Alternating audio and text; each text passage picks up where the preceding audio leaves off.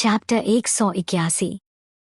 Guys, मुझे पता है आप लोग इस स्टोरी के लिए वेट करते हैं, लेकिन मैं इसे जल्दी नहीं डाल पाती, उसके लिए सॉरी। टारगेट 250 लाइक्स और 70 कमेंट्स फॉर नेक्स्ट चैप्टर। बिस्तर पे बिछेगी। जब आरवी ने देखा कि मयंक अपना कंट्रोल खो रहा है तो वह जल्दी से अपने फोन पर मयंक को कुछ मैसेज सेंड करती है। वहीं मयंक जैसे ही अपने फोन के नोटिफिकेशन देखता है तो वह मैसेज रिसीव करता है तो उसमें लिखा हुआ था, अभी के अभी मेरे पास आओ। और ऐसे आना कि आरके और उस मास्क मैन को शक भी ना हो। उस मैसेज के पढ़ने के बाद मयंक अपने फोन को पॉकेट में रख लेता है, लेकिन अभी भी उसे आरके और उस मास्क मैन वाले इंसान की घटिया और वाहियात बातें उसके कान से नहीं निकल रही थी, इसलिए उसने ध्यान नहीं दिया था कि जब वह आरके को देख रहा था तो वह उसे बहुत ज्यादा समय तक देखता रह गया, जिसके कारण आरके और उस शख्स ने भी उसे देख लिया था। वह अपने ही ख्यालों में डूबा चेयर से उठा और जाने के हुआ तभी आरके तुरंत उसके हाथ को पकड़कर खींचकर टेबल पर बैठाकर अपने पेंट के पीछे से गन निकालकर उसके माथे पर रखकर बोला, जासूसी कर रहे थे हमारा, बोल किसने भेजा तुझे। वहीं मयंक, जो कि अभी तक अपने होशो हवाश में नहीं था, लेकिन जैसे ही वह आरके को अपने सामने देखता है तो वह तुरंत अपने होश में आता है। तब तक बहुत देर हो चुकी थी क्योंकि आरके ने उसके कनपटी पर गन तानी हुई थी। इधर शिवाय के टेबल पर सभी का ध्यान पूरी तरह से आरके और मयंक पर ही था और जैसे ही आरके ने मयंक पर बंदूक तानी, निकेश बोला, यह तो गया। और वह फिर उठने ही वाला था कि ऋषभ उसके हाथ को पकड़कर शिवाय की तरफ देखने लगता है। तो शिवाय बोला, लोग सही कहते हैं, ध्यान हटा दुर्घटना घटा। वैसे ही मयंक का ध्यान बिल्कुल ही अभी भटक चुका था। तो अरहान बोला, अब क्या किया जाए शिवाय, क्या हमें इसे बचाने के लिए चलना चाहिए, लेकिन हम फिर आर के नजरों में आ जाएंगे। तो शिवाय कुछ सोचते हुए आरवी की तरफ देखता है, जो कि अभी भी नॉर्मल ही लग रही थी। वहीं उसकी नजरों का पीछा करते हुए चारों लड़के आरवी की तरफ देखते हैं तो वह सब भी हैरान हो जाते हैं, क्योंकि वह अभी मस्त अपने ही धुन से पनीर खा रही थी। उसे ऐसे खाते देख कैप्टन चिढ़ते हुए बोला, माना कि ये एशिया की सबसे बड़ी डॉक्टर है, लेकिन आज उसका दोस्त मुसीबत में है और ये पनीर खा रही है। वह यह बात तो बोल देता है, लेकिन उसने यह नहीं ध्यान दिया कि शिवाय उसे अपने डेंजरस नजरों से देख रहा था। तभी अरहान बोला, तुम्हें क्या लगा वो ऐसे ही पनीर खा रही है, उसके दिमाग में बहुत कुछ चल रहा है। वह क्या करती है किसी को भी नहीं मालूम होता है। तो निकेश बोला, ठीक है अरहान भाई, देखते हैं कि आरवी अपने दोस्त को कैसे बचाती है। इतना बोलकर वह आरवी की तरफ देखने लगा। वही इधर मयंक खुद से बोला, ले हो गया सियापा। जब भी हम लोग कोशिश करते हैं बिना खून खराबे के कहीं से निकल जाए, लेकिन साला किस्मत ही खराब होता है, हमेशा खून खराबा करना ही पड़ता है। तभी मास्क मैन मयंक के पास आया और बोला, तुझे क्या लगा हम लोग इतने बेवकूफ हैं कि नहीं जान पाएंगे, तो मोहरा है। और फिर वह एक नज़र आरवी की तरफ देखते हुए बोला, और वह है तेरी बॉस। यह सेंटेंस सुनते ही मयंक कस के अपनी आंख बंद कर लेता है। तभी वह मास्क मैन आरवी की तरफ बढ़ गया। उसके पीछे पीछे आरके भी मयंक के कनपटी पर गन रखते आगे बढ़ गया। वह मास्क मैन सीधा आरवी के टेबल पर आया और अपने एक पैर दूसरे पर चढ़ाकर उसके सामने चेयर पर बैठ गया। वही आरवी अभी भी अपनी कनखी नजर से उन तीनों को देख रही थी, लेकिन वह फिर भी अपने नजरों को खाने पर बनाई हुई थी। तभी वह शख्स अपने स्वीट आवाज में बोला, है beautiful, you are looking so awesome. और वैसे भी अभी हम लोग होटल में ही है, बोलो तो एक रूम बुक कर दूं। यह सब बातें शिवाय के टेबल पर भी साफ साफ सुनाई दे रही थी, जिसके कारण शिवाय गुस्से के मारे अपने टेबल से उठा, लेकिन अरहान उसे जबरदस्ती बैठा कर बोला, तू ही बोलता है, गुस्से में हमेशा गलतियां होती है, इसलिए अभी थोड़ी देर के लिए शांत रह। वही उस मस्क मैन की बात पर आरवी अपने चम्मच को प्लेट में दबाते हुए बोली, तुम्हें हैंडल करने के लिए रूम बुक करने की जरूरत नहीं है, यही एरिया काफी है। इतना बोलकर वो अपना प्लेट उठाती है और सीधा उस मस्क मैन के सर पर मारती है।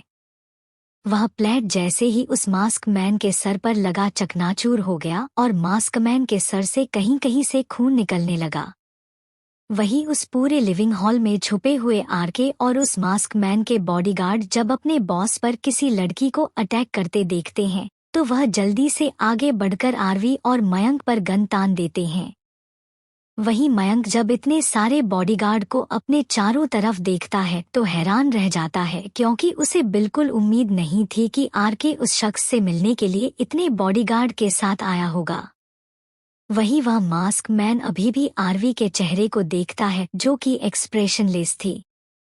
तो वह हंसते हुए बोला, डार्लिंग डार्लिंग, तुमने गलती कर दी मेरे को मारकर। इतना बोलकर वो अपने हाथ से आरवी के बालों को पकड़ लेता है, लेकिन आरवी के मुंह से एक चीख तक नहीं निकला। इधर शिवाय अपना आंख बंद कर लेता है। तभी ऋषभ बोला, अब हमें भाभी जी को बचाने के लिए जाना ही होगा। तो निकेश बोला, हम चलना चाहिए। तो अरहान बोला, नहीं, अगर हम जाएंगे तो हमारी सारों की जान खतरे में पड़ सकता है, और मुझे जितना पता है आरवी यह सब खुद ही संभाल लेंगी। वह यह सब बात बड़े ही कॉन्फिडेंट के साथ बोल रहा था, जिससे बाकी लोग हैरान हो रहे थे। तभी कैप्टन बोला, ओ हेलो, वह कोई डॉक्टर है ना कि फाइटर, कि आप इतने कॉन्फिडेंट के साथ बोल रहे हैं कि वह यह मसला हल कर लेगी। तभी उन सबके कानों में आरवी की कड़क आवाज गई, भाड़े के कुत्ते लेकर मैं नहीं चलती मिस्टर मास्क मैन। इतना बोलकर वो एक झटके से अपना बाल उस मास्क मैन से छुरा लेती है। वही वह मास्क मैन गुस्से के मारे अपना गन निकालकर आरवी के माथे पर पॉइंट कर देता है, लेकिन आरवी डरती नहीं, बल्कि वह जोर जोर से हंसने लगी। हाँ हाँ हाँ, इस खिलौने से तुम मुझे डराओगे, यानी आरवी रायजादा को। वही उसकी इतनी खतरनाक हंसी सुनकर मास्क मैन भी थोड़ा पीछे हो गया। तभी आरवी आगे बढ़ते हुए बोली, चलाओ नागण, देखती हूँ कितना दम है तुम्हारे अंदर। वही उसके इतने कॉन्फिडेंट भरी आवाज सुनकर मास्क मैन थोड़ा हिल गया, क्योंकि उसे बिल्कुल उम्मीद नहीं था कि एक लड़की उसे इस तरह से बात करेगी। और जब आरवी ने देखा कि मास्क मैन थोड़ा नर्वस हुआ तो वह एक झटके से नीचे मुड़ी और अपने एरी में छुपाया हुआ गन निकलती है और सीधा आरके के उस हाथ पर चलाती है जिस हाथ से उसने मयंक पर गन ताना हुआ था। चैप्टर 182, शिवाय जाना आरवी और सर्विका के बारे में। आरवी का निशाना एकदम सटीक था। गोली सीधा जाकर आरके के हथेलियां में लगा और आरके चिल्लाते हुए घुटनों के बल नीचे बैठ गया। वहीं आरके की हालत देख वह मास्क मैन अपने आदमियों से आर्डर दिया, मारो इन दोनों कमीनों को और इस लड़की को मेरे बिस्तर पर लाकर बिछाव। मुझे यह लड़की अपने बिस्तर पर चाहिए। जब तक मैं इस लड़की को अपने शरीर से ना कुचलूं, मैं नहीं सेटिस्फाई हूँगा। वैसे भी इसके अंदर जवानी का ज्यादा जोश है। इतना बोलकर वो आरके को उठाता है और अपने 5 आदमियों को अपने साथ आने को बोलकर आगे बढ़ा। उसके पीछे पीछे मयंक भी जाने वाला था, लेकिन आरवी अपने इशारों से उसे रोक लेती है और फिर उस मास्क मैन की तरफ मुड़ते हुए बोली, इतना किसी के बाप में अवकात नहीं जो आरवी रायजादा को अपने बिस्तर पर बिछा सके। और भी जवानी का जोश कहाँ देखा है, जिस मेरी जवानी का जो स्टेटस तुम जिंदा नहीं रह पाओगे। और फिर आरके की तरफ घिन भरी नजरों से देखते हुए बोली, कुत्ते तुझे क्या लगा तू ही सिर्फ अपने आदमियों को ला सकता है। इतना बोलकर वो अपने गार्डन को टेढ़ा मोड़ के अपने उंगलियों को गिनते हुए बोली, 5 4 3 2 1 बूम। उसके इतना कहते ही चारों तरफ से गोलियां चली और आरके और उस मास्क मैन के सारे आदमियों को सीने पर को छनी कर देती हैं। उस गोली के लगते ही सारे बॉडीगार्ड वहीं पर गिर गए। वहीं जब उस मास्क मैन ने देखा कि इतने सारे बॉडीगार्ड को देखा तो वह जल्दी जल्दी दौड़कर भागने लगा आरके को लेकर, और थोड़ी देर में वो वहां से लुप्त हो गया। तभी लगभग 20 बॉडीगार्ड उस लिविंग हॉल में एंटर करते हैं। उन सारे बॉडीगार्ड्स का ड्रेस स्काई कलर का था। वह सारे बॉडीगार्ड जल्दी से आए और अपने सर को झुकाकर घुटनों के बल आरवी के सामने बैठ गए। वहीं अपने घुटनों के सामने इतने बॉडीगार्ड को देखकर आरवी अपने नजरों को चारों ओर घुमाती है तो पाती है कि बहुत सारे लोग जो गोलीबारी के वजह से छुप गए थे वो उसी को देख रहे हैं। इसलिए वह तुरंत मयंक को इशारा करती है। मयंक को इशारा मिलते ही मयंक सारे लोगों को बाहर निकलने लगा। थोड़ी देर बाद हॉल से मयंक ने सारे आदमियों और औरतों को बाहर निकाल दिया था और वह जैसे ही शिवाय के टेबल पर बढ़ा उसके हाथ रुक गए। क्योंकि उसे ये पांचों इंसान कहीं ना कहीं देखे हुए लग रहे थे। वही जब आरवी देखती है कि मयंक कहीं और देख रहा है तो वह भी थोड़ा झुककर उसी ओर देखती है तो पाती है कि मयंक के सामने 5 इंसान मास्क में खड़े थे। तो वो अपने कदमों को मयंक की तरफ बढ़ा देती है। जब आरवी मयंक के पास पहुंचती है तो देखी है कि मयंक अभी भी अपनी घूरती हुई नजरों से उन पांचों को देख रहा था। तो आरवी भी अपने ध्यानों को उन पांचों इंसानों की तरफ ले जाती है। वह जैसे ही उन पांचों इंसानों को देखते हैं वह अपना माथा पीट लेती है और अपने मन में बोलती है, इन पांचों इंसान में मुझे सबसे पहले यह गधा निकेश पहचान में आ गया। क्योंकि मैंने नोबेल में पढ़ा था कि निकेश किस तरह से अपनी पहचान छुपाता था, इसलिए वो जान गई कि जरूर ये बाकी 4 लोग भी उसी के आदमी होंगे या फिर उसके दोस्त। इसलिए वह अपनी लंबी सांस छोड़ती है और बोलती है, मास्क उतारो अपना। उसके इतना बोलते ही सब उसे अपनी आंखें फाड़े देखने लगे, क्योंकि इतने सालों के करियर में आज तक उन्हें कोई पहचान नहीं पाया सिवाय इस लड़की के। तभी आरवी बोली, आई सेड अपना मास्क उतारो। इस बार पता नहीं उसकी आवाज में कौन सा डर दिखा कि अरहान, निकेश, कैप्टन और ऋषभ ने अपने मास्क को उतार दिए। वहीं शिवाय अभी भी आरवी को देखे जा रहा था। वहीं जब आरवी देखती है कि यह एक इंसान अपना मास्क नहीं उतारता है तो वह थोड़ा और आगे बढ़ाकर उस इंसान को अपने करीब से देखने लगी। लगभग 5 मिनट उसे इंसान को देखने के बाद उसके मुंह से निकला, क्यूटी पाई यहाँ। वही यह नाम सुनकर शिवाय अपनी आंखें भींच लेता है। तभी आरवी निकेश के चेयर को खींचकर उस पर बैठते हुए बोली, मेरे पीछा कर रहे थे होने वाले जीजाजी। वही आरवी के मुंह से अपने लिए जीजाजी सुनकर निकेश खराशने लगा, क्योंकि उसे आज तक आरवी ने कभी इस तरह से बात नहीं किया था। तभी आरवी मयंक की ओर इशारा करते हुए बोली, इन सारे कचरे को कचरे के डिब्बे में फेंक आओ। वही उसके मुंह से यह सारी बातें बिल्कुल शोभा नहीं दे रही थी उन पांचों लड़कों को, क्योंकि आरवी का प्रोफेशन एक डॉक्टर था और वह अभी एक माफिया की तरह बात कर रही थी। वही जब ऋषभ से बर्दाश्त नहीं हुआ वह आगे आया और बोला, भाभी जी आप यहाँ क्या कर रही हैं? तो आरवी उसे घूर कर देखती है, जैसे बोल रही हो इससे तुम्हारा क्या लेना देना। तो ऋषभ चुप हो जाता है। तभी आरवी बोली, एनी क्वेश्चन फॉर मी? तो इस बार अरहान बोला, अनु तुम आरके को कैसे जानती हो? तो आरवी अपनी नजरों को निकेश की ओर घुमाते हुए बोली, आपको भी कुछ पूछना है जीजाजी? तो निकेश चिढ़ते हुए बोला, पहले तो यह जीजाजी बोलना बंद करो और दूसरी बात, तुम अकेले इतने बड़े इंसान से पंगा कैसे ले सकती हो? तो आरवी उन पांचों की तरफ इशारा करते हुए बोली, वह क्या है ना, मेरे पास तुम जैसे 4 फालतू इंसान नहीं है जो मैं उन्हें लेकर घूमते फिरूं। तो सब सोचने लगे वह चारों फालतू है तो एक फालतू कौन नहीं है। तभी उन सब का ध्यान शिवाय के ऊपर चला गया। वही आरवी सारी बातें बोलने के बाद अपनी नजरों को शिवाय के ऊपर टिका लेती है। वही शिवाय को भी अपने ऊपर आरवी की नजरें महसूस होती है, लेकिन वह कुछ नहीं बोलता। तो आरवी अपने मन बोली, कब तक चुप रहोगे क्यूटी पाई, क्या मुझसे नाराज हो गए? इतना सोचकर उसका दिल दुखने लगा। तभी उसके दिमाग में एक शैतानी आइडिया आया और वो एक आंख ब्लिंक कर देती है शिवाय को। तो आरवी अपने मन बोली, कब तक चुप रहोगे क्यूटी पाई, क्या मुझसे नाराज हो गए? इतना सोचकर उसका दिल दुखने लगा। तभी उसके दिमाग में एक शैतानी आइडिया आया और वो एक आंख ब्लिंक कर देती है शिवाय को। वही शिवाय जिसका पूरा ध्यान आरवी के ऊपर था, वह जैसे ही आरवी की हरकत को देखता है तो वह अपना सर को दूसरी ओर घुमा लेता है। थोड़ी देर में वह लिविंग फिर से पहले जैसी हो गई थी। तभी अनय भागते हुए आरवी के पास आया और वह जैसे ही अपने सामने इतने लोग को देखता है वह थोड़ा हैरान हो जाता है, लेकिन फिर जल्दी से वह आरवी के कान में जाकर बोला, हमें निकलना होगा। हमने डायरेक्ट पंगा ले लिया है आरके से, उसे अब तुम्हारे और मयंक दोनों का शक्ल पता है।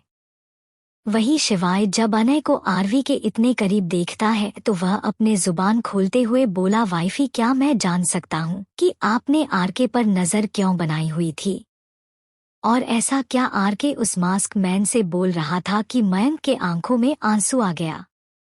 वही आरवी जो कब से चाह रही थी कि शिवाय अपना मुंह खोले, जब वह अपने पति की आवाज सुनती है तो उसे अपने अंदर एक खुशी महसूस हुआ और वह तुरंत शिवाय की ओर देखते हुए बोली, क्यूटी पाई, ये मैं तुम्हें नहीं बता सकती, क्योंकि इसमें जितना कम लोग शामिल रहेंगे उतना ही ज्यादा अच्छा होगा। तो शिवाय बोला, क्या आपको हम पर ट्रस्ट नहीं है? क्या आपको नहीं लगता कि अगर आप हमें अपनी प्रॉब्लम बताएगी तो हम सब शायद उसे सॉल्व कर दें? तो आरवी अपने मन में बोली है, इसी अदा पर तो मैं फिदा दूँ। ये मुझे इतनी रिस्पेक्ट से बात करता है ना कि मेरा दिल बाहर आने का हो जाता है। तभी शिवाय बोल, स्पीक वाइफी। तो आरवी बोली, ऐसा कुछ नहीं है। तो शिवाय भवे उचकाटे हुए बोला, तो फिर क्या है? वही बाकी चारों तो अपनी फाड़े शिवाय को देखे जा रहे थे, क्योंकि शिवाय इतना कामली आरवी से बात कर रहा था कि वह कभी गुस्सा ही नहीं होता है, बल्कि उसके उलट अगर कोई उसकी बात नहीं मानता है तो वह उसे बर्बाद कर देता है। लेकिन वह यहाँ अपनी वाइफ के सामने बिल्कुल शरीफ बना पड़ा हुआ है। तभी आरवी अपनी नजरों को मयंक और अनय की तरफ घुमाती है तो मयंक बोला, जो तुम्हें ठीक लगे। तो अनय भी बोला, हाँ बिल्कुल, हम लोग तुम्हारे फैसले में साथ है। तो आरवी दो लंबी सांस छोड़कर बोली, फाइन, लेकिन पहले हमें एक कमरे में जाना होगा। तो शिवाय बोला, यहीं पर हमारा कमरा है। इतना बोलकर वो आरवी के उंगली को पकड़कर उसी फ्लोर के एक कमरे के अंदर चला जाता है और उसके पीछे पीछे बाकी लोग भी। अंदर आने के बाद आरवी कमरे को देखती हैं तो पाती है बहुत सुंदर और बहुत बड़ा कमरा था। तभी उसके कानों में शिवाय की आवाज गई, बात क्या है वाइफी? तो आरवी धीमे से बोली, बैठो तुम सब, बात बहुत लंबी है। उसके बोलते ही सारे लोग जल्दी जल्दी इधर उधर बैठ गए और शिवाय आरवी के जस्ट सामने। तो आरवी बोली, मैंने आरके पर इसलिए नजर बनाई है क्योंकि मुझे एक लड़की के लिए इंसाफ चाहिए। उसकी बात किसी को भी समझ में नहीं आया। तभी मयंक के फोन पर वीडियो कॉल आया तो मयंक फोन काटने ही वाला था कि फोन रिसीव हो गया तो उधर से किसी की चिल्लाहट भरी आवाज आई, मैंने बोला है ना, मुझे जाने दो, मैं यहाँ नहीं रह सकती। अगर मैं यहाँ रही तो तुम सबका भी जान को खतरा होगा, क्योंकि वह मुझे कहीं से भी ढूंढ लेगा। वो बहुत पावरफुल है। इतना बोलकर वह अपना हाथ पैर मारने लगी। वही आरवी जब सारी आवाज सुनती है तो वह तुरंत मयंक के फोन को उससे लेते हुए बोली, ऋषित क्या हुआ? तो ऋषित सार्विका के हाथ को पकड़ते हुए बोला, अनु यह नहीं संभल रही, संभाल न इसे आकर। तो आरवी बोली, उसे इंजेक्शन लगा। वही बाकी सारे लड़के यह सब नज़ारे को सिर्फ सुन रहे थे, लेकिन उन्हें कुछ समझ नहीं आ रहा था क्योंकि उनकी नज़र फोन के स्क्रीन पर नहीं गई थी। तभी सार्विका फोन छीनते हुए बोली, मुझे नहीं रहना डॉल यहाँ, प्लीज तुम उनसे बच के रहो, वो तुम्हें भी मार डालेंगे। तो आरवी चेयर से खड़े होती है तभी उसके हाथ से फोन छूटकर नीचे गिर जाता है और उसके जस्ट सामने बैठा शिवाय का ध्यान सीधा फोन के स्क्रीन पर जाता है तो वह तुरंत फोन को उठा लेता है। वही सार्विका जब अपने फोन पर किसी और इंसान के फोटो को देखती है तो वह घबरा के और ज्यादा पैनिक करने लगती है। तो आरवी शिवाय से फोन लेते हुए बोली, ऋषित मैंने जैसा बोला वैसा कर, सर्वी को इंजेक्शन दे। तो ऋषित ओके बोलकर फोन काट देता है। वही बाकी सब तो हैरान और परेशान होकर आरवी के चेहरे को देख रहे थे। वही जब आरवी को अपने ऊपर इतनी सारी नजरें महसूस हुआ तो वह सबके ओर घूरते हुए बोली, क्या हुआ? मुझ में कुछ लगा है क्या जो इस तरह से देख रहे हो? अभी वह उसके आगे कुछ बोलती उससे पहले ही उसे शिवाय की आंखों में नमी दिखाई दिया तो वह झट से शिवाय के हाथ को पकड़ते हुए बोली, क्यूटी पाई क्या हुआ? तो शिवाय जल्दी अपने इमोशंस पर काबू करते हुए बोला, कुछ नहीं वाइफी, लेकिन वह लड़की कौन थी? तो आरवी बोली, अरे यह लड़की वही तो है जिसकी वजह से मैं आज आरके की जासूसी कर रही थी।